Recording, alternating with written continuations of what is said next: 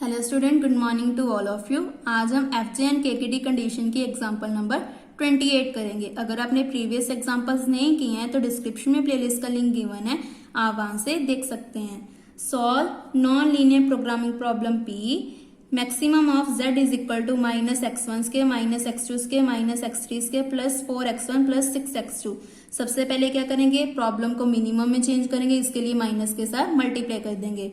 Then constraints को किस में चेंज कर देंगे, लेस देन इक्वल टू 0 में। तो 2 को इधर ले आएंगे तो x1 plus x2 minus 2, 2x1 plus 3x2 minus 12।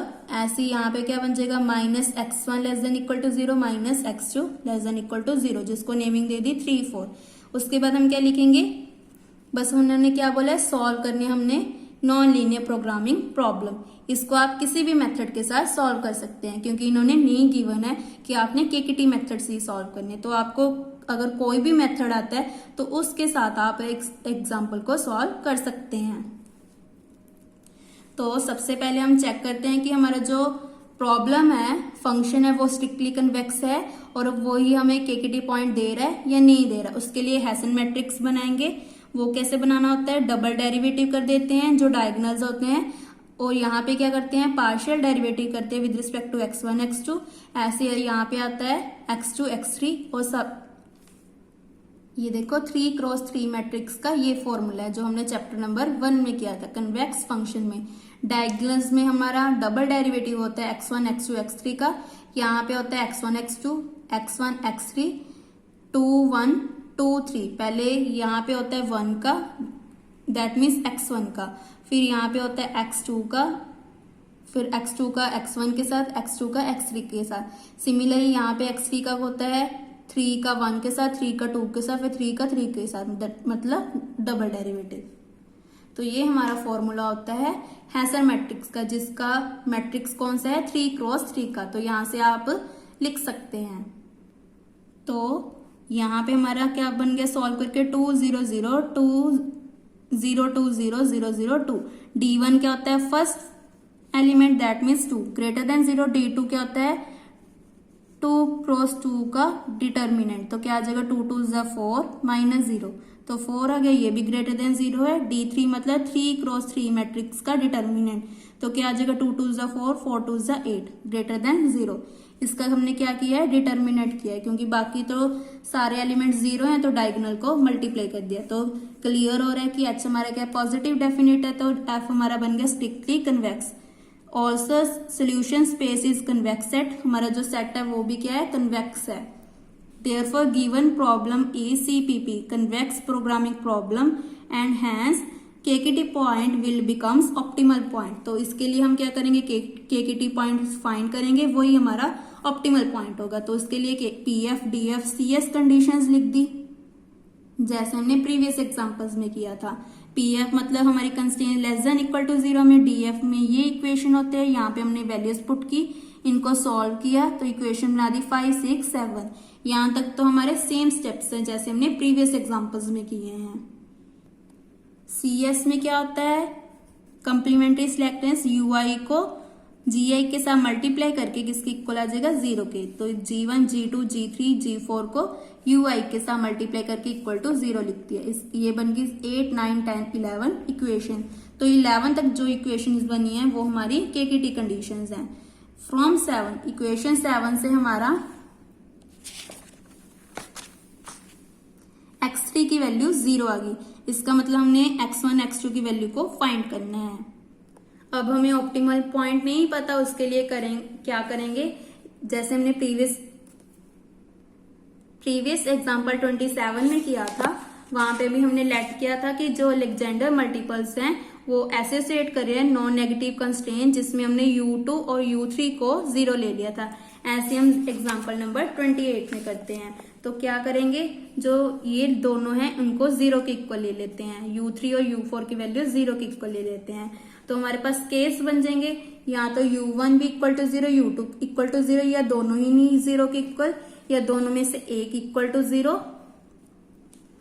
ऐसे ही केस 4 में क्या होगा, U1 नॉट इक्वल टू 0 और U2 इक्वल टू 0। तो पहले हम दोनों को इक्वल टू 0 ले आएंगे।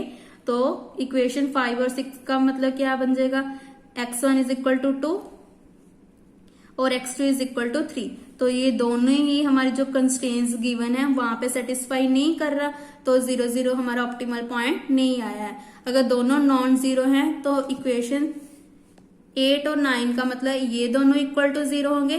तो यहाँ पे इन दोनों को सॉल्व किया, ये देखो, इसको आप अपनी बुक पे नोट कर सकते हैं। तो x1 की वैल्यू आ गई -6, x2 की वैल्यू आ गई 8। इन दोनों को भी सॉल्व पुट करके देखा तो यहाँ पे हमारी जो कंडीशन है वो सेटिस्फाई नहीं हुई। वैसे भी यहाँ पे वैल्यू नेगेटिव आ रही है, तो ये भी हमारा सेटिस्फाई नहीं होगा। अब हमने क्या किया, u1 को इक्वल टू 0 ले लिया, u2 को नॉट इक्वल टू 0। तो इक्वेशन 9 से हमारा क्या बन गया,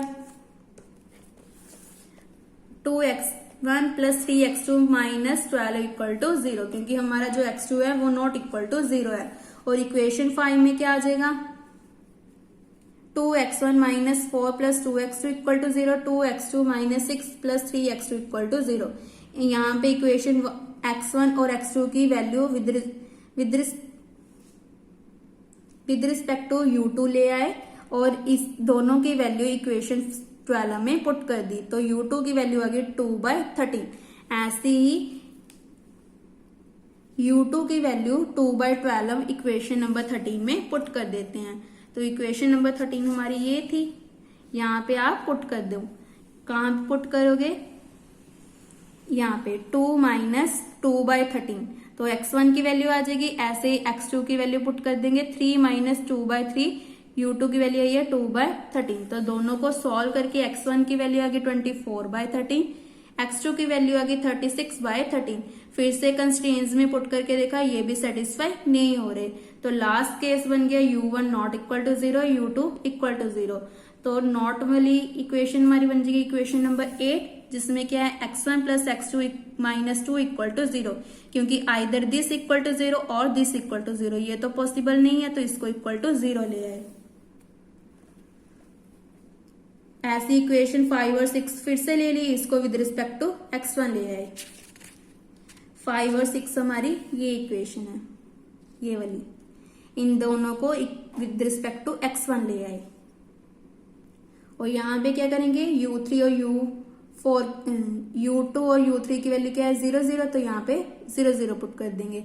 ऐसे u4 की वैल्यू भी, u3 और u4 की वैल्यू तो हमने पहले ही ले ली थी, क्या आई है 0 0, और u2 की वैल्यू हमने अभी ले ली है, क्या है 0 के इक्वल। तो ये तीनों हमारे पास 0 के इक्वल आ जाएंगे। अब इन दोनों को सॉल्व किया तो x1 आ गया 2 minus u1/2, u2 is equal to 3 minus u1/2। इन दोनों की वैल्यू कहाँ पे पुट करेंगे, इक्वेशन नंबर 14 में। तभी हमारे पास वैल्यू आ जाएगी, यहाँ पे पुट करते हैं 2 minus u1/2 plus 3 minus u1/2।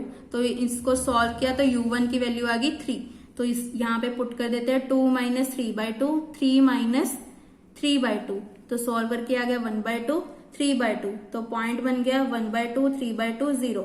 तो यहाँ पे इसको किया KKT कंडीशंस में, तो वहां पे हमारा सेटिस्फाई हो रहा है। इसका मतलब 1/2, 3/2, 0 हमारा क्या बन गया, KKT पॉइंट। और हमने स्टार्टिंग में प्रूफ किया है, ये देखो स्टार्टिंग में हमने प्रूफ किया है कि KKT पॉइंट ही हमारा क्या है, ऑप्टिमल पॉइंट है।